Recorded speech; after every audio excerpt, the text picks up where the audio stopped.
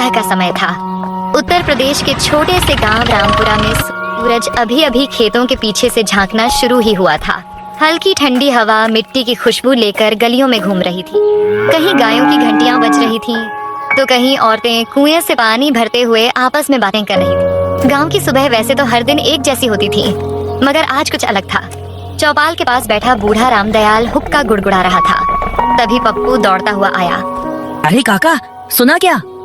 रामदयाल ने आंखें सिकोड़ते हुए पूछा। क्या हुआ रे? फिर प्रधान चुनाव हार गया क्या? पप्पू हाँफते हुए बोला।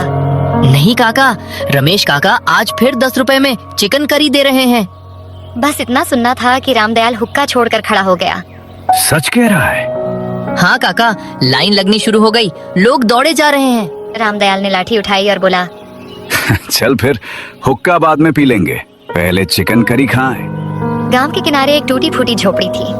अंदर सोनू अपनी माँ के साथ बैठा सूखी रोटी खा रहा था। उम्र मुश्किल से 18 साल, चेहरे पर मासूमियत और आंखों में बड़े सपने। माँ ने आधी रोटी उसकी तरफ बढ़ाई। खा ले बेटा, तू कल से खेत में गया भी नहीं। सोनू मुस्कुराया। अम्मा तुम खा लो, मुझे भूख नहीं। तभी बाहर से दोस्त मुन्ना चिल्लाया। सोनू, ओ सोनू, जल्दी बाहर आ। सोनू भागकर बाहर आया। क्या हुआ? मुन्ना हंसते हुए बोला, क्या हुआ? अरे आज तो किस्मत खुल गई। रमेश काका चिकन करी बांट रहे हैं, बस 10 रुपए में। सोनू की आंखें चमक उठी। सच? फिर तो आज मजा आ जाएगा। सोनू तुरंत अंदर गया। पुराने बक्से से सिक्के ढूंढने लगा। 2 रुपए, 1 रुपया, 50 पैसे, जोड़ते जोड़ते पूरे 10 रुपए हुए। उसने सिक्के मुट्ठी में कस लिए। माँ ने पूछा, कहाँ जा रहा है? सोनू मुस्कुराया। अम्मा, आज तेरे बेटे की दावत है। गांव के बीचों बीच एक पुरानी सी दुकान थी। बाहर लकड़ी का बोर्ड टेढ़ा लटका था, रमेश भोजनालय। नीचे छोटे अक्षरों में लिखा था, आज विशेष चिकन करी 10 रुपए। दुकान के बाहर लंबी लाइन लगी थी। अरे धीरे धीरे सबको मिलेगा। सोनू लाइन में खड़ा सब देख रहा था। उसने मन में सोचा, इतने लोग, इतना चिकन, सिर्फ 10 रुपए? ये कैसे मुमकिन है? आखिर सोनू की बारी आई।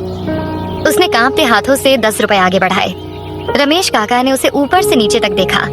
अरे तू तो शामू का लड़का है ना? हाँ काका, सोनू। काका के चेहरे पर हल्की उदासी आई।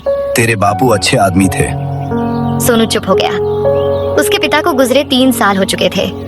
रमेश काका ने कटोरे में करी डाली, ऊपर से 2 बड़े पीस रखे और बोले, ले, और हाँ गरम है, धीरे खाना। सोनू पास के पेड़ के नीचे बैठ गया। उसने पहला कौर मुंह में रखा और जैसे दुनिया रुक गई। करी का स्वाद इतना गहरा था कि आंखें खुद ब खुद बंद हो गईं। मसाले बिल्कुल सही, चिकन नरम, ग्रेवी गाढ़ी और सुगंध ऐसी कि मन खुश हो जाए। सोनू धीरे से बोला, हे भगवान, ये तो शहर वाले होटल से भी अच्छा है। मुन्ना पास बैठा हंसा। अब समझा लाइन क्यों लगती है। सोनू ने बिना जवाब दिए तेजी से खाना शुरू कर दिया। दुकान के सामने खड़े लोग बातें कर रहे थे। एक बोला, मुझे तो लगता है काका के पास कहीं खजाना गड़ा है। दूसरा बोला, ना रे, ये सब जादू है, वरना 10 रुपए में चिकन। तीसरा हंसा। काका को हिसाब किताब आता ही नहीं होगा। तभी बूढ़ी चाची बोली, तुम लोग कुछ भी बोलो, वो नेक आदमी है, भूखे को खिलाते हैं, इसलिए भगवान बरकत देता है। सोनू दूर से सुन रहा था। उसके मन में सवाल बढ़ता जा रहा था। इस समय सड़क पर धूल उड़ाती हुई काली कार आकर रुकी। उसमें से उतरा गांव का प्रधान जगदीश सिंह। मोटा शरीर, सोने की चेन, हाथ में अंगूठियां और चेहरे पर घमंड। उसके पीछे 2 आदमी थे, कल्लू और फकीरा।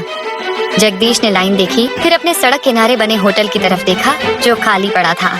उसने दांत पीसे। साला, मेरी होटल में कोई नहीं और यहाँ मेला लगा है। कल्लू बोला, प्रधान जी, कहो तो दुकान टूरवा दे। जगदीश ने हाथ उठाकर रोका। नहीं, पहले राज पता करो। घाटे में कोई महीनों तक दुकान नहीं चलाता। 2 बहुएं थी, मीनू और अन्नू। उन दोनों में ही बहुत प्यार था। इसके कारण सास बहुत खुश रहती थी। अन्नू देखो, मैंने तुम्हारी पसंद का आलू का पराठा बनाया है। तुम सुबह से काम में लगी हो, पहले खाना खा लो। दीदी, आप हर बार मेरा इतना ख्याल रखती हो। कभी कभी लगता है कि मैं इस घर की बहू नहीं, आपकी छोटी बहन हूँ। अरे पगली बहन ही तो हो। रिश्ते सिर्फ खून से नहीं बनते, प्यार और अपनापन भी रिश्तों को मजबूत बनाता है। दोनों के बीच में बहुत प्यार था।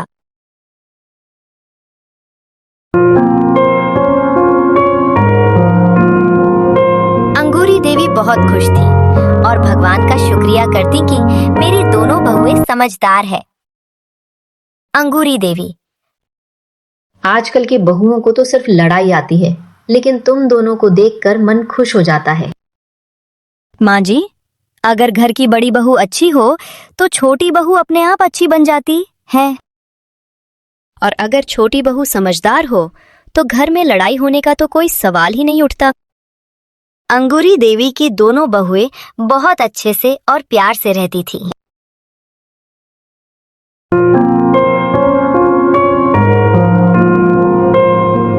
पड़ोसन रेखा दोनों का प्यार देखकर जलती थी। इतना प्यार दिखाने की जरूरत नहीं है, आज नहीं तो कल देवरानी जेठानी में लड़ाई जरूर होगी। रेखा, जहां भरोसा होता है वहां लड़ाई नहीं होती। सब तुम्हारी जैसी नहीं है, सबको अपने जैसा मत समझो। रेखा कितना भी भड़का ले, कितना भी बोल ले, लेकिन दोनों देवरानी जेठानी का प्यार वैसा ही था जैसा पहले था।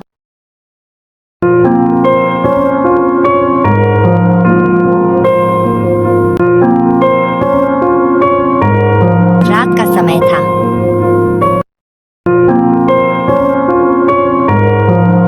अंगूरी देवी की तबीयत खराब थी। माँ, क्या हुआ आपको? आप ठीक तो हो ना?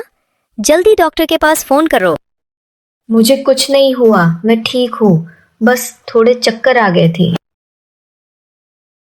अंगूरी देवी की तबीयत ज्यादा ही खराब हो गई थी। दोनों बहुएं तुरंत सास को बंगाली डॉक्टर के पास लेकर गई और तुरंत सास का इलाज शुरू करवाया। डॉक्टर जी, अब माँ कैसी है? ठीक तो है ना? क्या हुआ है उनको? हाँ डॉक्टर जी, बोलिए ना, कैसी है माँ जी? हाँ, अब ठीक है, सही है। आप दोनों उनको टाइम से ले आए, वरना हालत ज्यादा खराब हो सकती थी। भगवान का शुक्र है कि माँ ठीक है। डॉक्टर जी, हमें माँ से मिल सकते हैं क्या? हाँ बिल्कुल, बस थोड़ी देर बाद आप दोनों मिल सकते हैं। दोनों बहुएं माँ की खबर सुनकर खुश हो जाती है और भगवान का शुक्रगुजार करती है।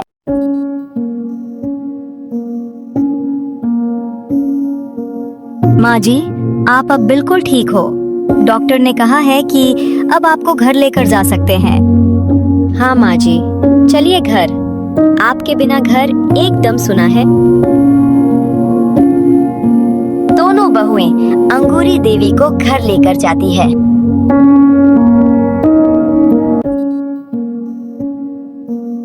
दोनों बहुएं अपनी सास को घर लेकर आ जाती है। मैं बहुत भाग्यशाली हूँ जो मुझे तुम दोनों जैसी बहुएं मिली।